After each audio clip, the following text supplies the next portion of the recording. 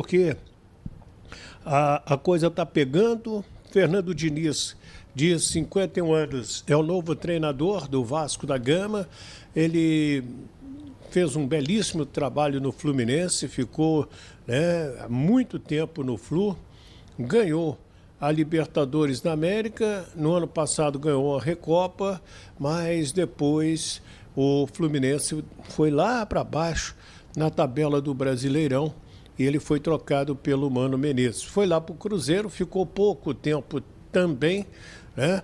Não teve vida longa na equipe mineira e agora tem pela frente a equipe do Vasco da Gama. Lógico que a gente tem que lembrar que ele passou pela seleção brasileira.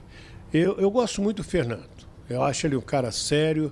Ele vai precisar ele se adaptar aos jogadores que o Vasco tem, pelo menos por enquanto. Aí ele vai trazer reforços? Não para agora, para depois da Copa do Mundo de Clubes. É quando a janela vai reabrir. Mas, Wellington, aí abre a janela da Europa. Beleza. O Vasco precisa trazer jogadores mais qualificados. Você concorda? Quais as posições que estão carentes no time do Vasco da Gama? É na zaga? É no meio-campo? É no ataque? Né? É nas laterais? Pode ficar à vontade aí para você deixar o seu comentário. Ele é super importante para a sequência do nosso trabalho. E para esse jogo com o Vitória amanhã em Salvador, jogo que não vai ser fácil, o Paulo Henrique está fora, suspenso pelo terceiro cartão amarelo. Aí entra normalmente o Puma Rodrigues. O Nuno Moreira vai voltar ali meio ataque e o provável Vasco de Léo Jardim, Puma Rodrigues, João Vitor, o garoto Luiz Gustavo e o Lucas Piton, Hugo Moura, Matheus Carvalho ou Jair, Coutinho e Nuno Moreira, Rayan e Verrete é o provável time do Vasco. Será que entra também o Tietê nessa escalação? Não entra? O time vai ser comandado pelo Felipe Loureiro. Já o Fernando Diniz assume no domingo, porque o Vasco vai jogar na terça na Argentina com o Lanús. Aí já será o início do trabalho do técnico Fernando Diniz. Já que eu estou falando de treinador, o Vasco tem uma ação contra o Ramon Dias, que teria saído, pedido demissão, e o Vasco quer cobrar dele a multa rescisória. Pelo lado do Ramon Dias, ele também cobra a multa rescisória do Vasco da Gama. Eu aprendi de que nenhuma briga é boa, muito, muito, muito, muito pelo contrário. Toda briga é ruim. Não tem vencedor em briga. E uma boa conversa poderia acertar entre Ramon Dias, entre Vasco da Gama, enfim. Mas é muita grana envolvida também, né, gente? Fica um negócio complicado. A FIFA está nesse caso aí. A FIFA vai se pronunciar para saber quem tem razão nesta questão envolvendo o Vasco da Gama e o Ramon Dias. Gente, deixa... Anda a passo de tartaruga. Até agora, nada de reforma do CT, reforma de São Januário e venda da SAF. Bom, Tássio, vamos por parte, né? A reforma do CT, enquanto eu estava lá, era uma obrigação da 777, que não a fez, e o Vasco entende que o local é perigoso para fazer um grande investimento, porque é muito colado ali nas costas para a Cidade de Deus. Já ouvi que o desejo do Vasco era que a prefeitura cedesse um outro terreno num outro lugar, e como o prefeito é Vasco, né, aquela política de boa vizinhança para que as coisas aconteçam. A reforma de São Januário ela está andando, as pessoas que estão tocando isso aí são muito corretas, muito sérias, né, porque Para quem não sabe, as pessoas que votaram no Pedrinho votaram para ele ser presidente, mas a única coisa que ele não é hoje é presidente. Ele é vice de futebol. Ele toca com autoridade máxima o futebol.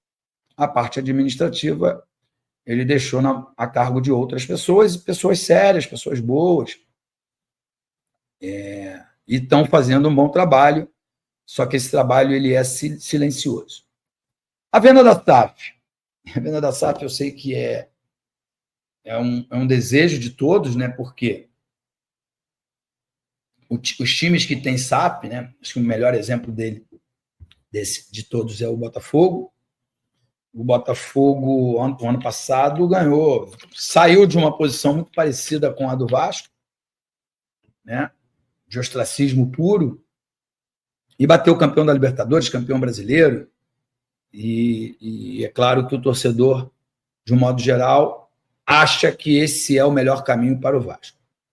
Só que, hoje o Vasco tem a SAF, ainda existe, a SAF está lá, só que ela só aportou o equivalente a 31%.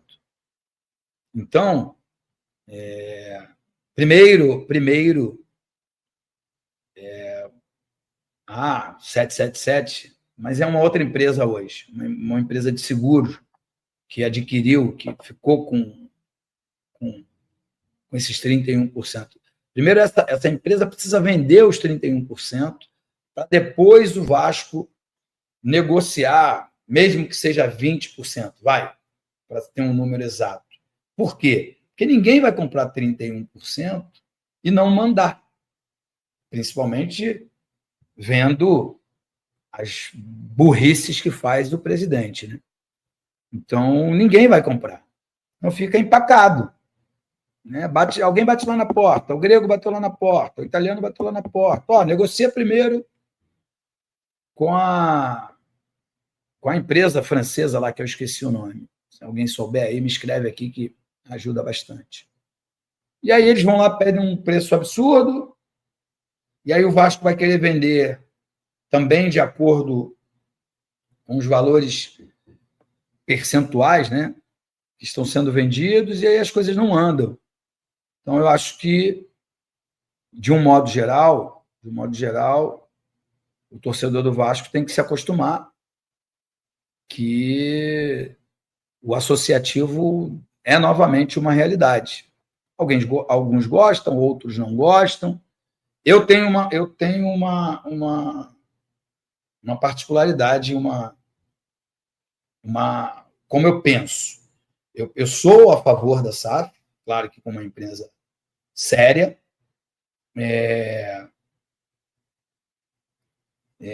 Eu acho que o investimento inicial vendeu. Me dá aqui, quanto é? 100 milhões, 200 milhões, 300 milhões, 400 milhões, 500 milhões, 700 milhões, os milhões que sejam. Toma aqui. Pum! Pago a dívida. Por que eu estou falando isso? Porque os exemplos de times de sucesso no Brasil são Flamengo e Palmeiras. Palmeiras e Flamengo. E os dois atacaram diretamente a dívida, com recurso próprio, com mecenas, né? Nem é o caso. O Paulo Nobre nem é um mecenas. É um milionário que não estava satisfeito com a situação do time dele, foi lá, emprestou o dinheiro a juros baixos e aí transformou o Palmeiras nessa potência. E aí, a Leila, né? O Maurício Gagliotti, que iniciou, a Leila, fizeram uma administração espetacular e conseguiram pagar o Paulo Nobre muito, muito rapidamente. Então, eu penso assim, eu sei que o torcedor quer que entre uma SAF amanhã, contrate o Cristiano Ronaldo, o Messi e o Neymar, né? E ganhe o título já desse Campeonato Brasileiro. Sim, acho que há um imediatismo. Mas sanear o clube é a coisa, para mim, mais importante, porque os clubes hoje são super... Eles têm... Como é que fala o nome, a palavra? Os clubes hoje são autossuficientes. O que o Vasco arrecada hoje, televisão, direito da publicidade estática do estádio e dos patrocínios, dos patrocinadores, eu não estou nem colocando venda de jogador, nem colocando porque o Vasco, esse ano, quase não botou nenhum atleta das categorias de base para jogar, mesmo o Felipe, Pedrinho, sendo oriundos das categorias de base. Nem estou falando de venda de jogador. Só com essas 3 receitas, mais a receita de ingressos, né? Só essas 4 receitas, o Vasco é autossuficiente. Dá para pagar 1,5 milhão, 1,6 milhão para o Paier, 1,5 milhão para o Felipe Coutinho, dá para jogar fora, jogar no lixo 700 mil reais, que é 350 mil para o Souza e para o Alex Teixeira, dá para fazer essas besteiras. Dá para fazer. Então, o que assola o clube hoje são as dívidas. Né? E a dívida, a 777, isso eu não posso nunca negar, ela fez essa dívida do Vasco crescer ainda mais. Então, resolvendo isso, o Vasco volta, assim, ó, rapidamente aos tempos de glória. Tá bom, Tássio? Essa é a minha opinião, irmão. Eu acho que é assim que deve se comportar um presidente que quer o bem do clube. Hotsreg, é isso? Boa noite, Ed. Estou indo ao Rio este mês e seria uma alegria imensa conhecer você pessoalmente. Saudações vascaínas. Bom, quando estiver aqui no Rio de Janeiro, Hots, me manda um direct. Fernando Diniz pede a contratação de Zapelli para reforçar o meio-campo do Vasco. O técnico Fernando Diniz, atualmente no comando do Vasco da Gama, indicou à diretoria cruzmaltina a contratação do meia Bruno Zapelli, do Atlético Paranaense. O jogador argentino, de 23 anos, é visto como uma peça-chave para reforçar o setor de criação da equipe e dar mais qualidade à posse de bola, elemento central no estilo de jogo proposto por Diniz. Zapelli, revelado pelo Belgrano, da Argentina, chegou ao Atlético em 2023 e se destacou pelo bom passe, visão de jogo e capacidade de articulação no meio-campo. Na temporada atual, tem sido um dos principais nomes do elenco rubro-negro, com atuações consistentes e participação direta em jogadas ofensivas. De acordo com fontes ligadas ao clube carioca, Diniz vê em Zapelli o camisa 10 moderno que sua equipe precisa. É um jogador inteligente, técnico e que sabe acelerar o jogo nos momentos certos. Tem tudo a ver com a forma como queremos jogar, teria dito o treinador durante reunião com a diretoria. Negociação em andamento. O Vasco já iniciou conversas preliminares com o Atlético, mas a negociação não será simples. O clube paranaense investiu cerca de 10 milhões de reais na contratação do argentino e não pretende liberá-lo por menos do que isso. A diretoria vascaína, por sua vez, estuda alternativas como um empréstimo com obrigação de compra, ou até a inclusão de jogadores na negociação. Internamente, a avaliação é que Zapelli pode ser um diferencial no elenco, especialmente para o Campeonato Brasileiro e a Copa do Brasil, onde o time busca estabilidade e maior capacidade de construção ofensiva.